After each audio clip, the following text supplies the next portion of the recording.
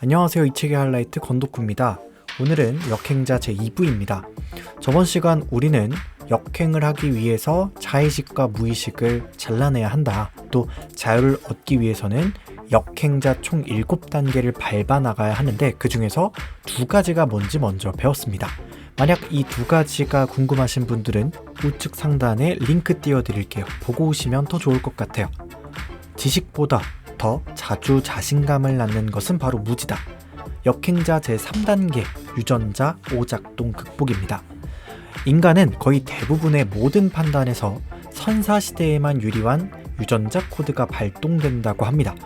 대부분의 순간 이 유전자 코드가 발동되면 현대를 기준으로는 오히려 삶을 망치거나 가난을 유도한다고 해요. 유튜브 쇼츠를 1시간 동안 보고 있으신 적 있나요?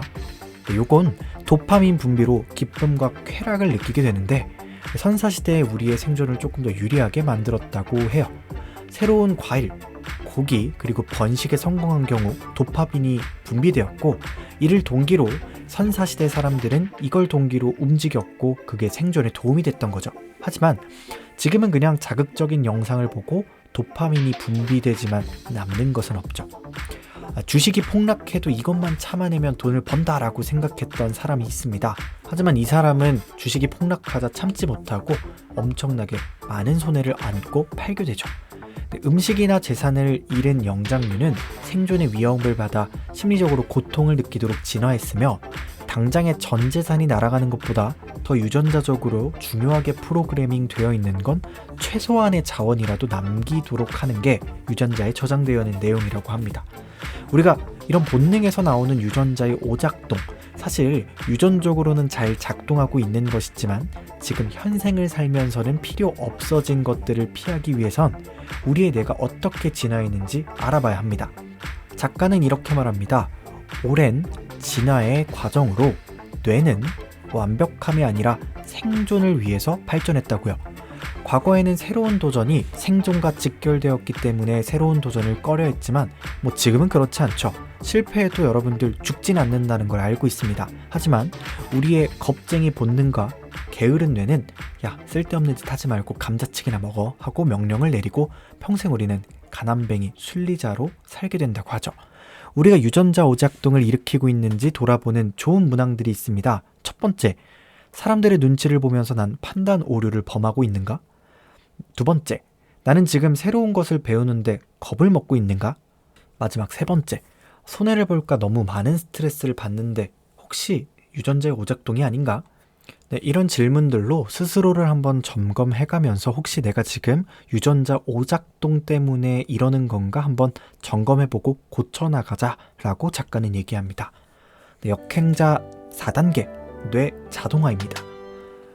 작가에게 만약에 악마가 1000억 가질래 뇌 자동화할래? 라고 물어보면 작가는 1초의 망설임도 없이 뇌 자동화를 선택할 것이라고 책에서는 말합니다. 뇌를 자동화할 수 있으면 돈은 자동으로 쌓이고 행복해질 수 있다는 확신이 있기 때문에 그렇다는 거죠. 이 챕터에서 작가가 1000억보다 중요하다고 생각하는 뇌 최적화와 뇌 자동화를 다루게 됩니다. 뇌 최적화는 책 읽기나 글쓰기로 뇌 근육을 키우는 것을 뜻한다고 합니다. 한번 최적화가 끝나면 평생 자연스럽게 지능이 발달되게 되는데 이것이 뇌 자동화죠. 지능의 발달은 복리의 성향을 띠기 때문에 시간이 갈수록 지능이 눈덩이처럼 불어난다고 합니다. 몸의 코어 근육을 발달시킨 사람은 어떤 스포츠든 잘하죠? 네, 이런 것처럼 뇌 최적화로 뇌 코어를 단련해두면 우리는 어떤 것든 무엇이든 잘할 수 있다고 작가는 얘기하죠. 몸 만들기와 비슷하게 우리는 경제적 자유를 얻을 수 있다고 합니다. 그럼 우리 뇌를 최적화할 수 있는 방법은 어떤 것이 있을까요? 작가가 소개하는 3가지 방법을 한번 살펴보겠습니다. 첫 번째, 투투 전략입니다.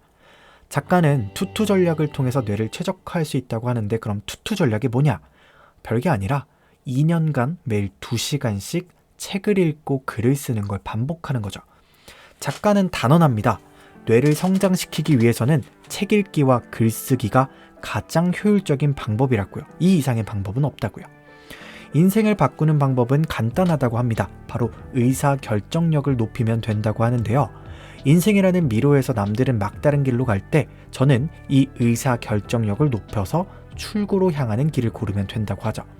자의식을 해체하고 뇌를 최적화해서 남들이 보지 못하는 기회를 포착하면 인생이란 게임에서 여러분들은 혼자 레벨업하는 거죠. 두 번째는 오목이론입니다. 자신의 수를 도와라 라고 하는데, 만약에 지금 당장 뭘 해야 될지 모르겠다면 쿠팡이든 카페 알바든 뭐든 해보고 그곳에서 일어나는 일을 공부하고 책을 읽어라 라고 얘기를 합니다. 이거죠. 눈앞의 과제를 해결하는데 급급하며 살고 있지 않은가 한번 되돌아보고, 장기적인 수를 두기 위해서는 무엇을 하면 좋을지 생각해보고 이것들을 글로 작성해보자는 겁니다. 세 번째, 뇌를 증폭시키는 3가지 방법을 꾸준히 해라 이렇게 얘기를 하는데요. 첫 번째가 안 쓰던 뇌 자극하기입니다. 작가는 중요한 건 새로운 경험이라고 합니다. 작가 자신도 사업을 하다 위기가 오면 보통 경영학 책을 찾아보는 게 타당해 보이지만 그러지 않고 다른 곳에서 해결을 한다고 합니다. 삼국지를 읽거나 과학 다큐멘터리를 보거나 이러다가 해결 방법이 떠오른다고 합니다. 일이 잘 안 풀리거나 새로운 아이디어를 떠올리고 싶을 때 전혀 다른 분야를 공부해보는 것도 좋은 방법일 수 있다고 합니다. 두 번째, 안 가본 길 걷기입니다. 여러분들, 일주일에 2번 정도의 운동은 몸의 노화를 막고 행복을 높이면서 창의성과 의사결정력을 높여준다고 합니다. 작가 본인도 일생일대 일을 처리하고 고도의 집중력을 요하는 작업을 할 때는 반드시 운동을 한다고 합니다. 뇌에 좋은 운동은 격렬한 운동, 헬스 이런 게 아니고요. 가벼운 유산소 운동 혹은 약간 복합적인 운동 이런 게 좋다고 하는데, 딱 맞는 운동으로 작가는 새로운 동네로의 산책을 권유합니다. 세 번째, 충분한 수면입니다. 여러분, 이런 말 들어보셨나요? 하루에 3시간씩 자면 성공한다. 이런 거 다 작가는 인정하지 않습니다. 충분한 휴식은 무엇보다 중요하다고 강조합니다. 인생이라는 장기적인 레이스에서 잠을 줄여서 공부하는 것은 멍청한 짓이라고 작가는 확신합니다.